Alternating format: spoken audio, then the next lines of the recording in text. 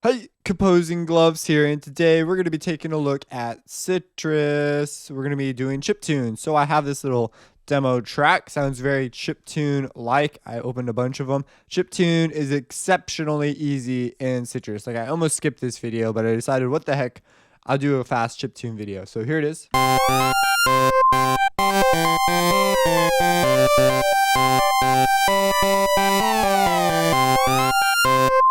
So it's got everything going already, so it sounds kind of insane. But if I do this,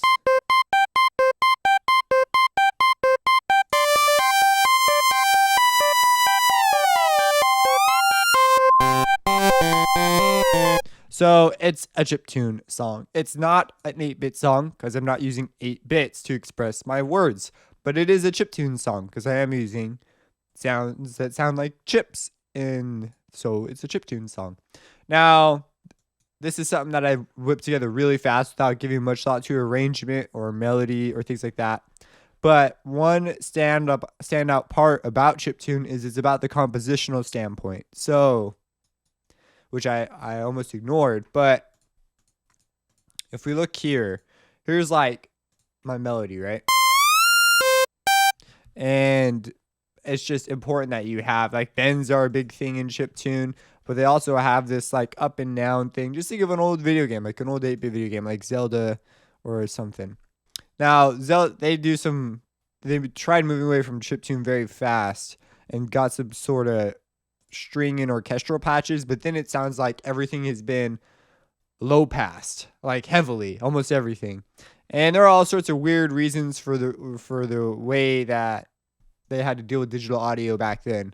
And the reason why video game music today is so much better in orchestral and full and big. So let's just talk about this. So I just opened it up, put it on default, and then changed the waveform morphing on all of them. That's all I did. On the saw wave, I actually had to engage oversampling because it was not, here's it without oversampling. You see that? You hear all that? Do that? It's for the most part gone. I'd probably oversample it more on the render to get rid of that aliasing. But that aliasing is also fundamental for some of the ya sounds that we're familiar with.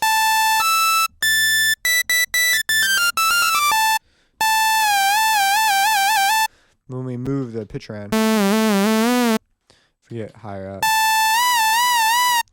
So there was one note I played earlier that was a really good example of it before I recorded this, and I can't find it right now. But anyways, aliasing plays a kind of a key role in some of that. So it's kind of an interesting deal when sound design and aliasing meet. So I have in my little ensemble here, I have this sort of triangle saw wave thing. I've got this saw wave, which is my lead. I've got a sine wave, and I've got a bass, which is a pulse wave. That was weird. Okay. A bass. And I'm getting weird MIDI commands. It doesn't want to send a note off command. That's interesting.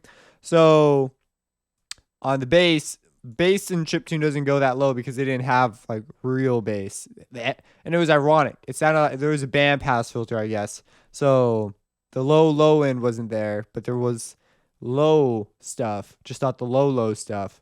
And the high stuff wasn't there. And so the bass hangs out around this section.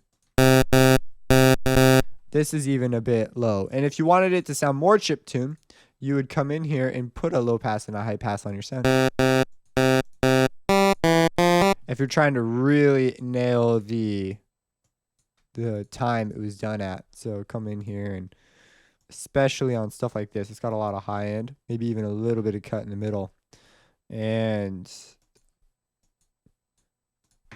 it'll sound much more old video game like. There's ways, that's pretty darn close. There are ways to also do it outside that I could think of. I'd find some some bit crushers and things like that. Now, a bit crusher in today's world, you need a bit crusher that's supposed to emulate older sounds, because they'll give this all the problems that old R to R ladder converters gave and old flash converters gave. If you don't know about this, it's covered in my digital audio basics. But they had a lot more issues than the bit depth. Everyone seems to think that 8 bits is like horrible. All the bit depth determines is your noise floor. It does not determine, I mean, in a conventional manner, it determines your dynamic range, but not in you're probably using a a low bit multi-modular converter. So believe they're called MDMs. I'm not like an expert on this, but I do know that it like does, you can get a full dynamic range from 1 bit. And that's actually how a lot of sample converters work these days. And they send them through a series of resistors and they generate something called unary code. And I just brushed over a ton of stuff, but like that's a thing that goes on. So when you introduce a noise, a bit crusher is just going to end up bringing noise up into your signal, which you're going to be like, this doesn't sound 8-bit, just sounds noisy. And that's exactly what it's supposed to sound like. It's just more noise. And so if you want to get, the moral of the story is if you want a chiptune type sound, you're going to need to get one that also represents distortion on the reconstruction filters. Is probably not that great aliasing, so it'll emulate a bit of aliasing. It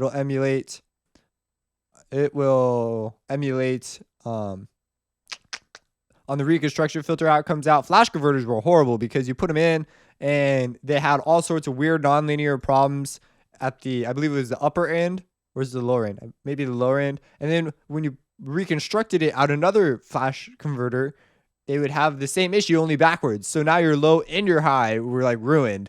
And that was some of the issues they were facing. There was weird harmonic distortion outside of aliasing that was going on for a variety of other reasons. It's a really interesting topic. But yeah, so just so you know, if you want to do chiptune, you're going to need to find not just a bit crusher, because I have one. You could just emulate one with a variety of distortion and EQ, but it's up to you. If you have any questions, let me know. Subscribe and have a blessed day. Harmer, sound design with Harmer, chiptune, really easy stuff. So here's what I got. I chose a pulse wave. Now this stuff is outrageously simple sound design, like stupidly simple. So with chiptune, it is all about the compositional side of things pretty much.